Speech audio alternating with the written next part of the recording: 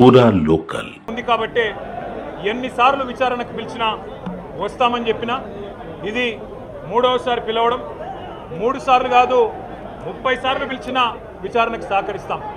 మా మీద కేసులు బనాయించి మమ్మల్ని ఇబ్బంది పెట్టి కమిషన్లు వేసి మమ్మల్ని ఏదో ఇబ్బంది పెట్టినంత మాత్రాన, వేధించినంత మాత్రాన ప్రజల తరపున ప్రశ్నించడం బంద్ చేస్తామనుకుంటే అది కాంగ్రెస్ ప్రభుత్వం యొక్క అవివేకం, అజ్ఞానం అవుతుంది తప్ప ఇంకోటి కానే కాదు.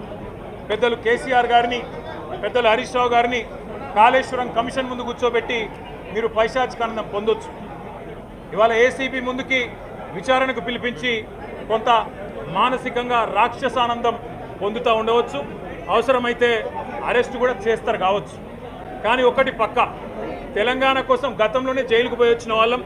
హైదరాబాద్ బ్రాండ్ ఇమేజ్ను పెంచే ప్రయత్నంలో భాగంగా హైదరాబాద్ బ్రాండ్ని కాపాడే క్రమంలో తీసుకున్న ఒక నిర్ణయం వల్ల మళ్ళీ జైలుకు పోవాల్సి వచ్చినా భయపడేది లేదు. ఒకసారి కాదు 100 సార్లు అయినా జైలుకు పోతాం, కానీ వదిలిపెట్టం కాంగ్రెస్ ప్రభుత్వాన్ని, కాంగ్రెస్ పార్టీని.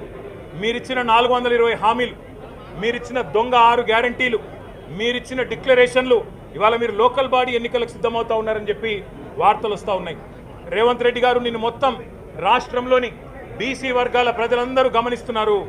42% రిజర్వేషన్ ఇచ్చి 42% రిజర్వేషన్ ఇస్తాం అని కామారెడ్డి డిక్లరేషన్లో చెప్పి మోసం చేసి ఈరోజు స్థానిక సంస్థల ఎన్నికలకు మరి రిజర్వేషన్ ఇవ్వకుండానే పోతున్న వైనాన్ని కూడా బీసీలు గమనిస్తూ ఉన్నారు. రైతు బంధు పేరిట ఎలక్షన్ బంధుగా మార్చి ఎలక్షన్లు వచ్చినప్పుడు మాత్రమే రైతు బంధు వేస్తున్న విషయాన్ని రైతులు గమనిస్తున్నారు. నెలకు 2500 ఎగ్గొట్టిన విషయాన్ని ఈ రాష్ట్రంలోని మహిళలు గమనిస్తూ ఉన్నారు. 2 లక్షల ఉద్యోగాలని చెప్పి నువ్వు చేసిన మోసాన్ని ఈరోజు రాష్ట్రంలోని యువత గమనించింది. కాబట్టే నీ దగ్గర చెప్పుకోవడానికి సమాధానం లేదు, చెప్పుకునేందుకు ఏమీ లేదు. కాబట్టి ఏం చేయాలి, నువ్వు ఏదో ఒక డైవర్షన్ మీద, ఏదో ఒక రకంగా ఒక కమిషన్ అని, ఎంక్వైరీ అని, ఏదో జరిగిందని, ఇదిగో పులి అంటే అదిగో తోక అని, నువ్వేమో దున్నపోతు తినిందనగానే నీకు తయారుగా నీ జోడీదారు బీజేపీ రెడీగా ఉన్నాడు. నువ్వు దున్నపోతు తినిందనగానే వాడు దుడ్డని కట్టేయని వాడికి వస్తాడు. మీ ఇద్దరి దొంగ భాగవతం, మీ ఇద్దరి దొంగ నాటకాలు తెలంగాణ ప్రజలకు అర్థమైనాయి. మేము మాత్రం వాళ్ళ పెడితే గిడితే ఒక వ్యక్తినో 2 వ్యక్తులను జైల్లో పెడతాం, కానీ లక్షలాది మంది కేసీఆర్ సైనికులను టచ్ చేసే ధైర్యం నీకు లేదు. తెలంగాణ ప్రజలకు రక్షణ కవచంలాగా ఆనాడు ఉన్నది టీఆర్ఎస్ఏ, ఈరోజు ఉండేది బీఆర్ఎస్ఏ, రేపటికి కూడా స్వీయ రాజకీయ అస్తిత్వమే శ్రీరామ రక్ష అనే విధంగా ముందుకు పోతాం. నువ్వు ఒక్కసారి కాదు 100 సార్లు పిలిచినా వస్తా, 100 సార్లు నిజమే చెప్తా.